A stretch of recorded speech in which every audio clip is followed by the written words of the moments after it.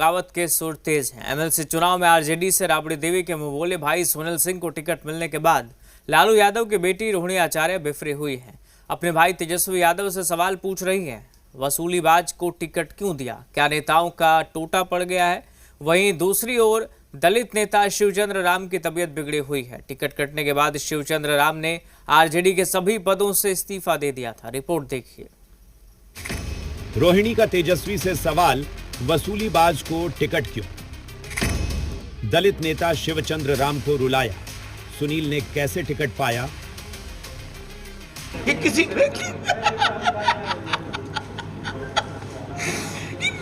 ऐसी जिंदगी किसी को नहीं जो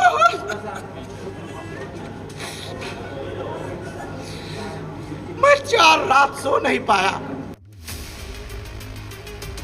लालू यादव के पुराने सहयोगी और कद्दावर दलित नेता शिवचंद्र राम का तेजस्वी यादव ने एमएलसी का टिकट काट दिया, जबकि शिवचंद्र राम का दावा है कि उन्हें एमएलसी टिकट का वादा किया गया था। कि किसी कि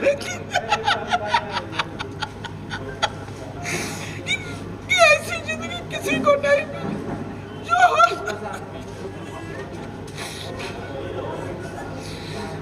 मैं 4 रात सो नहीं पाया।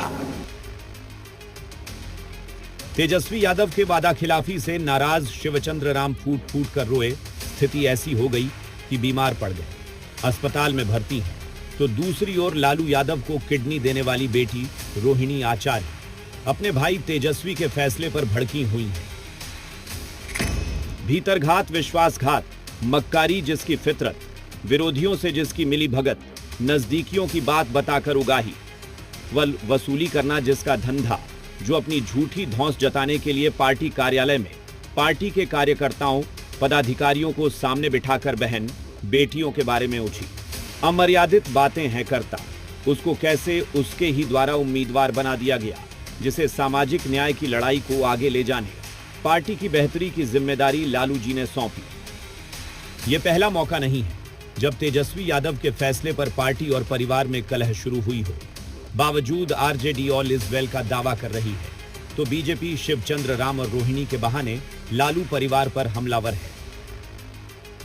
देखिए, हमारे यहाँ कोई मामला नहीं है और इस तरह के थोड़े बहुत मामले होते रहते हैं, लेकिन उसको अन्यथा में लेने की आवश्यकता नहीं है। ये परिवार के बीच का मामला है और परिवार में सब कुछ बैठ के ठीक हो जाएगा।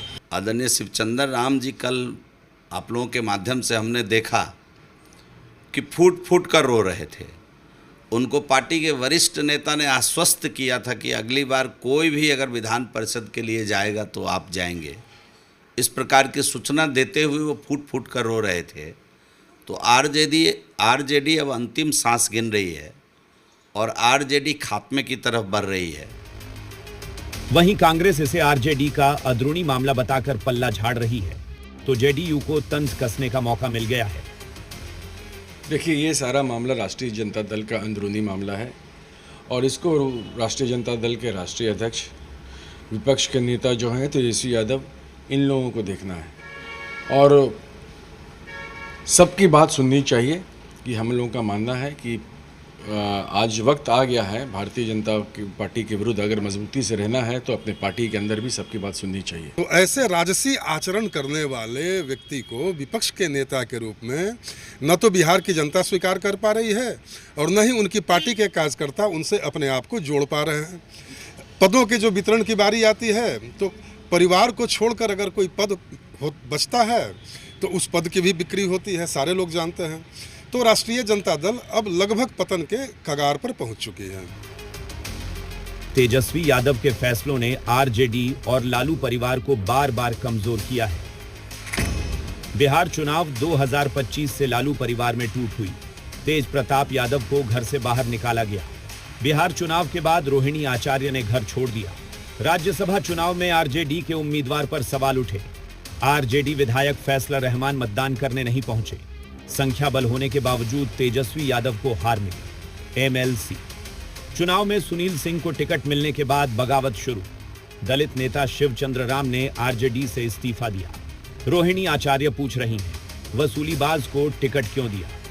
हालांकि आरजेडी प्रवक्ता शक्ति यादव का दावा है कि शिवचंद्र राम का इस्तीफा कबूल नहीं किया गया है। कल प्रतिक्रियाएं दी और पार्टी के पदों से इस्तीफा दे दिया। देर रात बातचीत भी हुई, हमारे मुख्य सचेतक सर्वजित पासवान भी गए और दल के नेताओं ने भी बात किया और राष्ट्रीय जनता दल ने उनके त्याग पत्र को अस्वीकार कर दिया है। सवाल है कि क्या तेजस्वी यादव फैसला लेने से पहले पार्टी के नेताओं से राय मशविरा नहीं करते हैं? राज्यसभा उम्मीदवार के बाद अब एमएलसी उम्मीदवार पर भी पार्टी और परिवार से सवाल क्यों उठ रहे हैं?